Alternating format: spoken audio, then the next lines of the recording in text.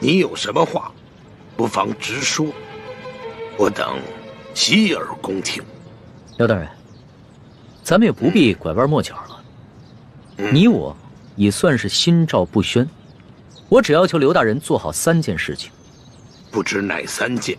第一，放了王13等人，还有那日你在你小舅子园外抓捕的那些灾民，全部无罪释放，并加以赔偿。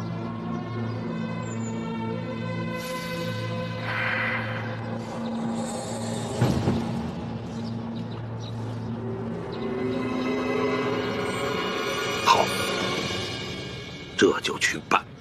第二，把囤积的粮食全部发放给灾民，把那些借机哄抬粮价、大发国难财的奸商全部都抓起来，严惩不贷。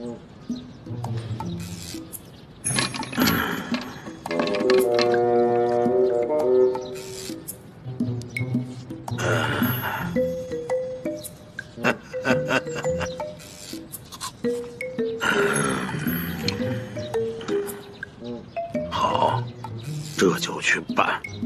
第三，交出赈灾银两的账目，并打开银库，让本钦差一一核查清楚，若有短缺，你等自行想办法补上，然后再跟本钦差一起，把这些银两发放给灾民。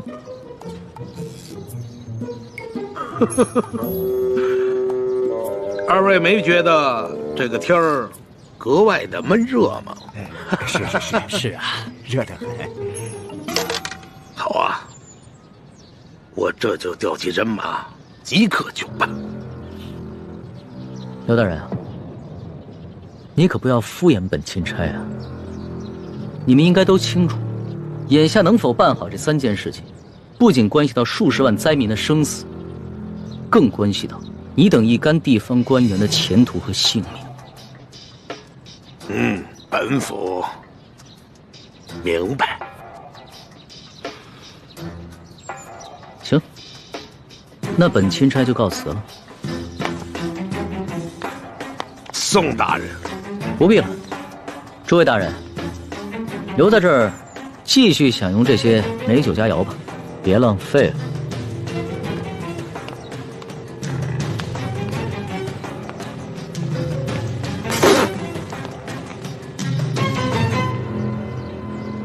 一环，你真是太不知天高地厚了，居然敢刻假玉玺！你知不知道，你这可是犯了帝王的大忌。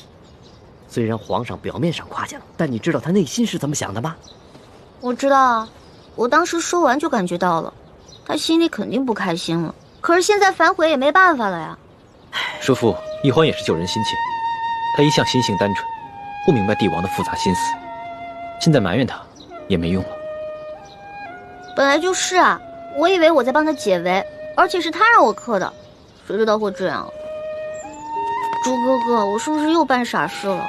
是有点傻，但是我不怪你。我们本来就跟康熙势不两立，翻脸也是早晚的事情。好在眼下他跟我们还算是同一条船上的人，就算是对我们起了防备之心，也只能暂时和我们维持眼下的关系。你不必过于自责。从小到大你都这么包容我。你呀，我早晚得死在你们2兄妹手里。